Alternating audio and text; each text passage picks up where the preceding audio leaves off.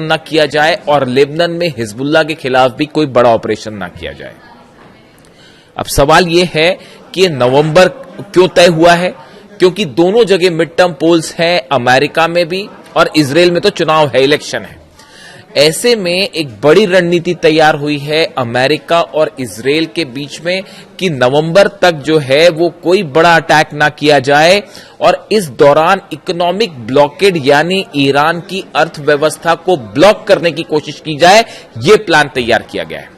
देखिए, जो खबरें हैं छप रही हैं, जो वेस्टर्न मीडिया में, अगर आप उसको एनालाइज करें, the United States and Israel are setting into a strategic pause across the Middle East. Strategic pause जैसे रिमोट कंट्रोल चलता है, जब आप टीवी चलता है या फिल्म चल रही होती है, आप उसको रिमोट से पॉज बटन दबा देते हैं तो सब कुछ वहीं रुक जाता है।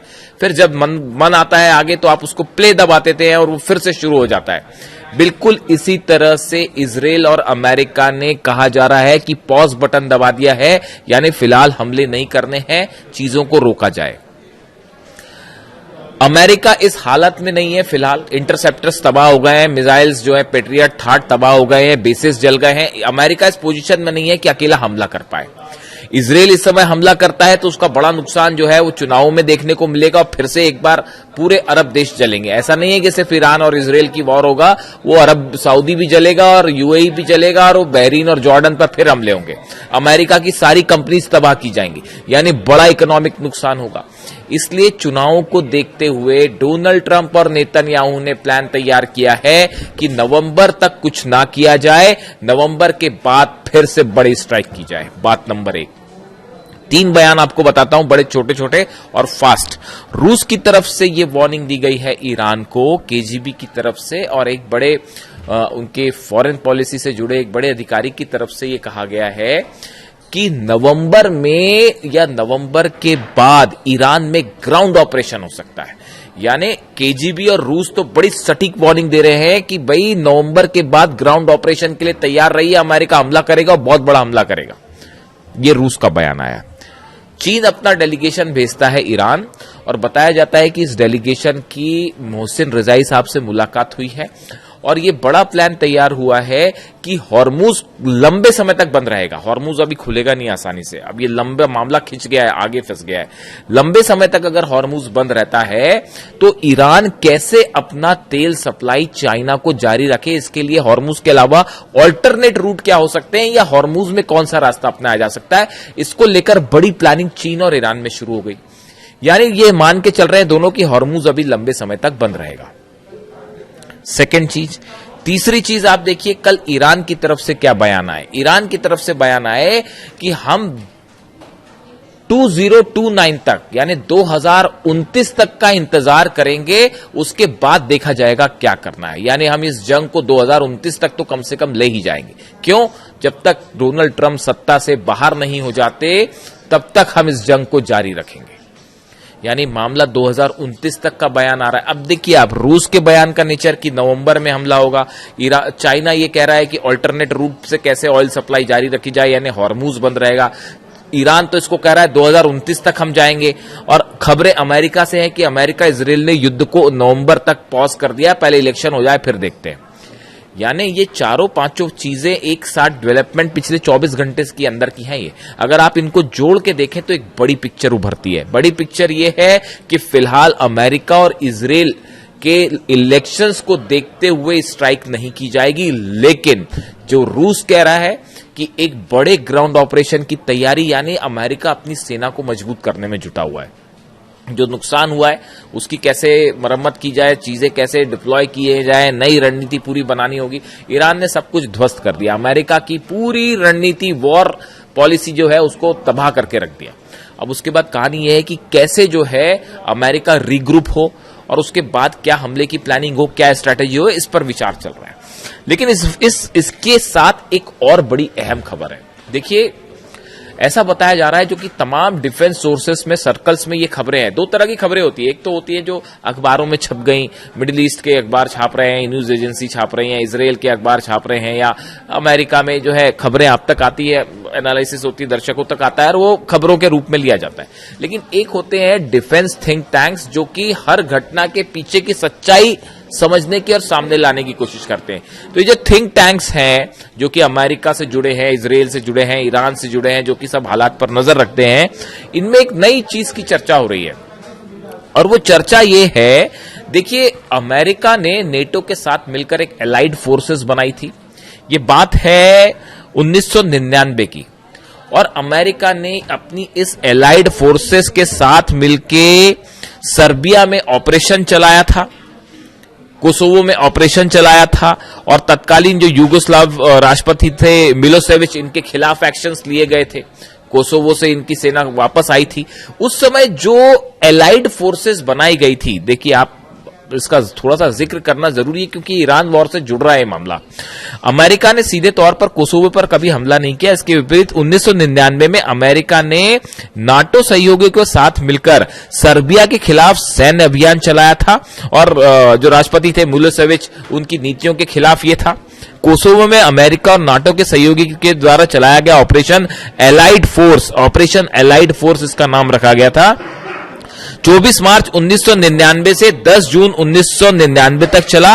78 दिनों का यह बड़ा सैन्य हवाई हमला था। यह अभियान यूगोस्लाविया के राष्ट्रपति स्लोबोदान मिलोसेविच की सर्बियाई सेना द्वारा कोसोवो में जो वो जिस तरह से उन्होंने कब्जा करने की कोशिश की है, वहां पर जो अपना प्रभाव जमाने की कोशिश कर रहे थे, इसके खिलाफ यह ऑपरेशन था।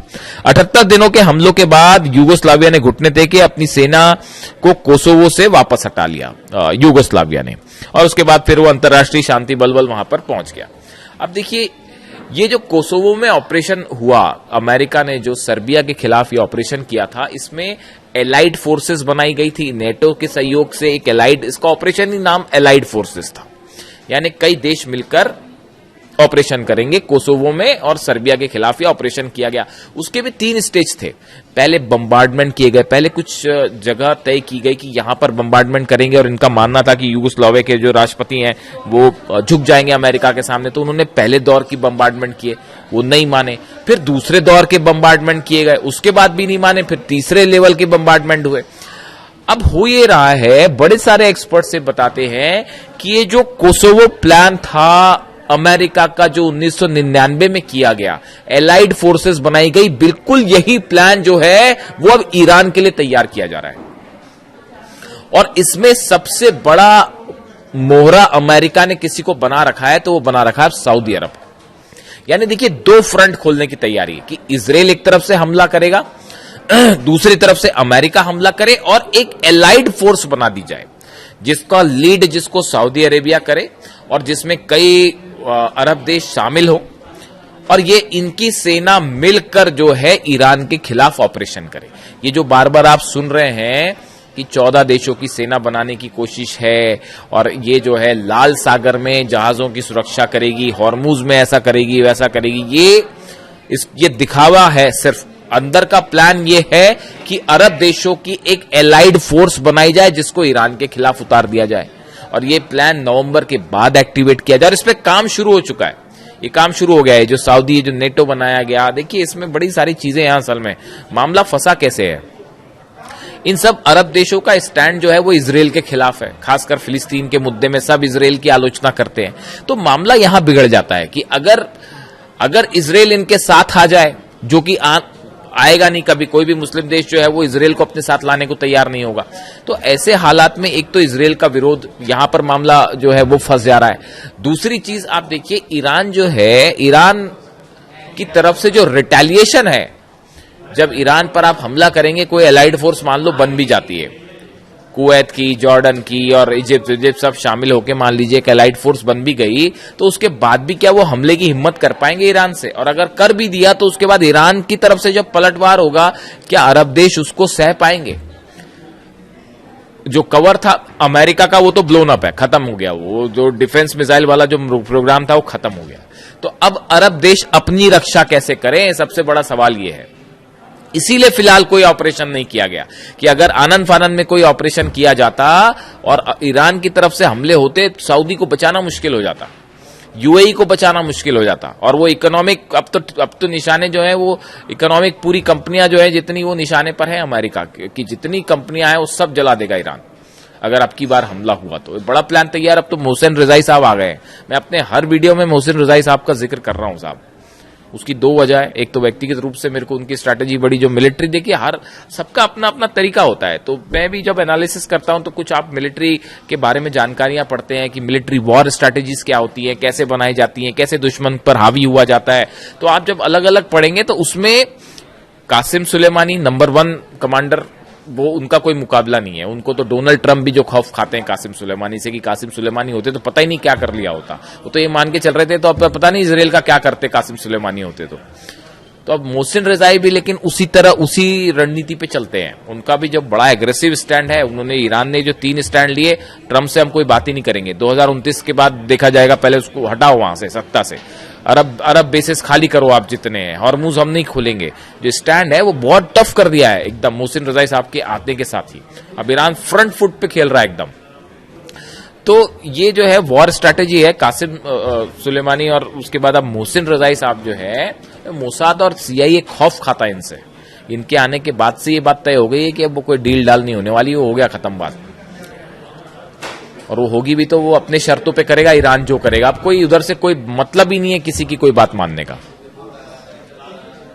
इनफ बहुत हुआ, ये खेल जो चल रहा था, इनफ इज इनफ कि आज डील हो जाए, अब फिर अच्छी बात चल रही है तो फिर हमला कर दिया उसको ईरान ने अपने टारगेट सेट कर दिए। अभी मिडिल ईस्ट में इन टारगेट के साथ आगे बढ़ना है, चाहे जितने दिन चले जंग चले। तो ऐसे में ये जो एलाइड फोर्सेस वाला मामला है, इसकी कोशिश में ट्रंप की सेना, सऊदी की सेना सब मिलके, लेकिन अब ये प्लानिंग के स्तर पर ही है। इसीलिए ईरान ने पहले ये बयान दे दिया था, जैसे ये नेटो हुआ, ये श्योर कर लिया गया था कि हमारे खिलाफ अगर कुछ मामला आया भारी पड़ जाएगा। तो अब देखने वाली बात यह है कि क्या ये जो एलाइड फोर्स का ख्वाब देख रहे हैं डोनाल्ड ट्रंप, क्या ये पूरा हो पाएगा? क्या नवंबर के बाद ग्राउंड ऑपरेशन की तैयारी है? और ईरान तो जो जंग की तैयारी कर रहा है, वो तो कल बयान आ ही रहे हैं वहां पे कि जितने हमारे ड्रोन खर्च हुए उससे ज्यादा ड्रोन हमने बना दिए हैं, जितनी मिसाइल खर्च हुई उससे ज्यादा मिसाइल बन गई हैं।